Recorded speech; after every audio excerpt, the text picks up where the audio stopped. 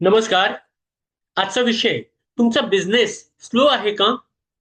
Time नाही, energy वाया जात आहे.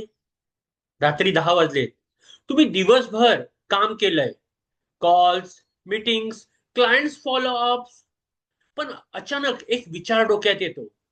आज एवढं सगळं केलं, पण खरंच ग्रोथ झाली का?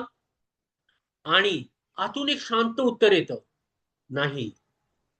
हा प्रॉब्लेम टाइमचा नाहीये, हा प्रॉब्लेम आहे एनर्जीचा. आपण दिवसभर बिझी असतो, पण फोकस नसतो. प्रत्येक हो देताना आपण थोडी एनर्जी गमावत असतो. आणि शेवटी जे खरंच इम्पॉर्टंट आहे त्यासाठी एनर्जी उरतच नाही. हे कळलं नाही तर तुमचा बिझनेस हळूहळू ड्रिफ्ट होतो. अचानक नाही, सायलेंटली. आपण सगळे टाइम मॅनेज करायला शिकतो, पण एक मोठी चूक करतो, एनर्जी मॅनेज करत नाही. सोपं उदाहरण, तुमच्याकडे 10 तास असतील पण एनर्जी लो असेल तर output is equal to zero. पण 3 तास एनर्जी हाय असेल तर output is equal to massive. Game टाइमचा नाही, स्टेटचा आहे. हा ट्विस्ट आहे जो 90% लोकांना कळतच नाही. एक एंटरप्रिनर होता, सकाळपासून रात्रीपर्यंत काम, क्लायंट्स, कॉल्स, मीटिंग्स, फुल बिझी. पण महिन्याच्या शेवटी ग्रोथ झिरो.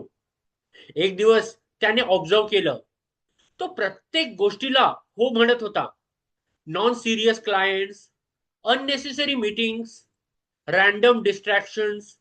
तो थांबला आणि फक्त एक डिसिजन घेतला. आजपासून रोज एक स्ट्रॉंग नो म्हणणार. पहिल्या दिवशी ऑकवर्ड वाटलं, दुसऱ्या दिवशी थोडा गिल्ट, पण तिसऱ्या दिवशी क्लॅरिटी.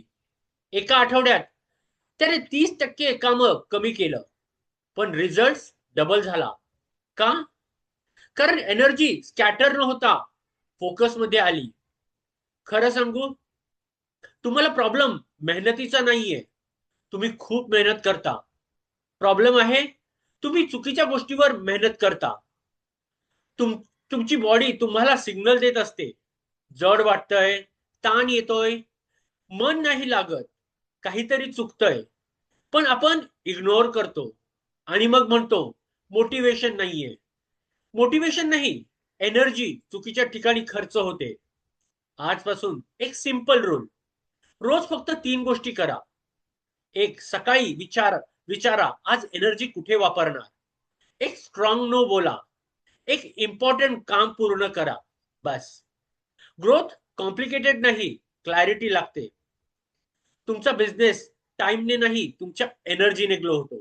धन्यवाद.